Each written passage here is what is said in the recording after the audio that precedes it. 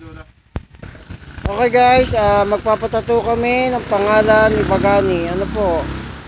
Kung sino gusto magpatato ng pangalan ng aming kaibigan na si Bagani, kontakin lang po ang aming kaibigan na si Montes. Ayan pong nagtatato sa amin. Yan. Si Montes po yan.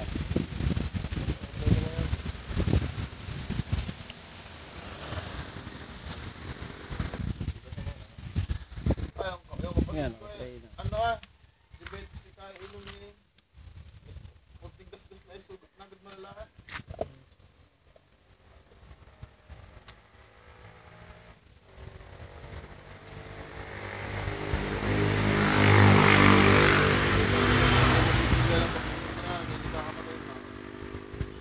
Hindi na makatulog pag di nakakain na. Kasi brad naglag. Nakakatulog ako kahit walang ilaw. Lalo na pag napapasobrang ilaw. Sabi ko sa inyo, yan, nakakakay. Nakain mo na na. Naiib sa gitna kalsada yan. Nakakakay. Dihira mo ang malasay.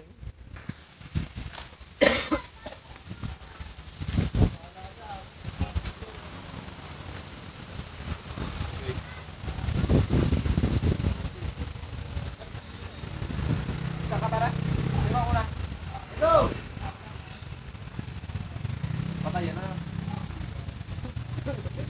Okay.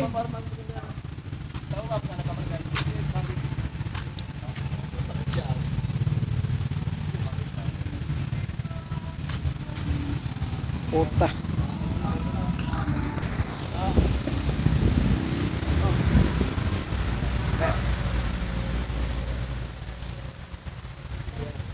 Sigihan niya.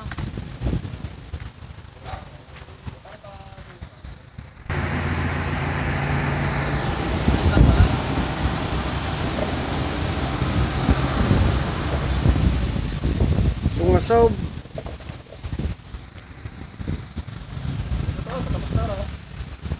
Ini pinabukat na eh.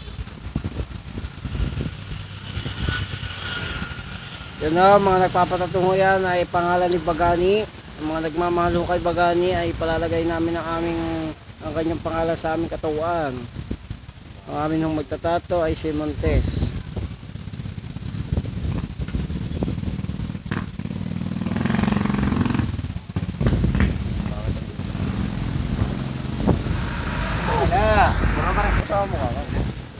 Yan na. Yan na ang meaning ng Bagani. Meaning mo niyang bagane. Ang meaning niya ang bagani. Hindi yan ang meaning ng bagani. Yan o ay pangalan ho yan ng aming mahal na kaibigan. Pare normal ka lang. Ayun, normal.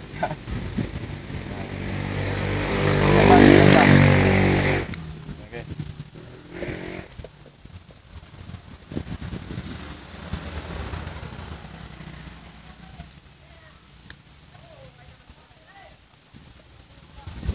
Ay, patuto na kayo. Ay,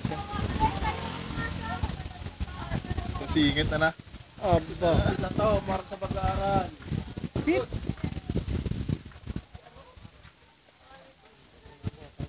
Hato ko kayo. Saan mo mo? Ito tilakod. Gawin ito kayo. Kaka ni Dine. Yan din? Saan? Hindi, sa baba ng Aray. yan. Naparadi ang mga bata. Pinaglakad ng mga chicks yan.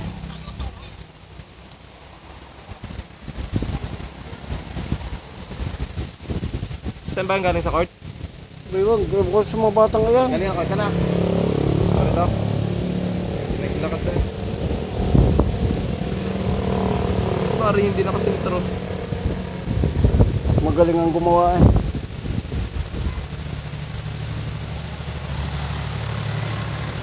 Nasaan na ba ang iyong kumparing Bernard? Nasa polo pa daw. Hindi pa nauwi. Hindi na bumakas ako ito ko.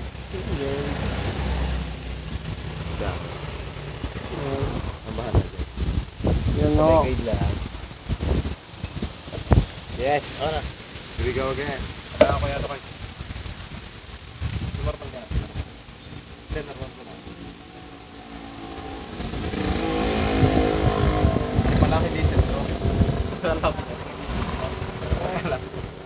Hindi ba nakasintra? Higat na yan. Saka pinawag mo eh. Kakakabila mo kaya talaga. Ha? Pwede. Hindi na, sikat na eh. Saan ba? Ay, sa karami daw. Dito sa kabila. Saan ba? Dili na? Hindi na ba ito nalalako ito kay?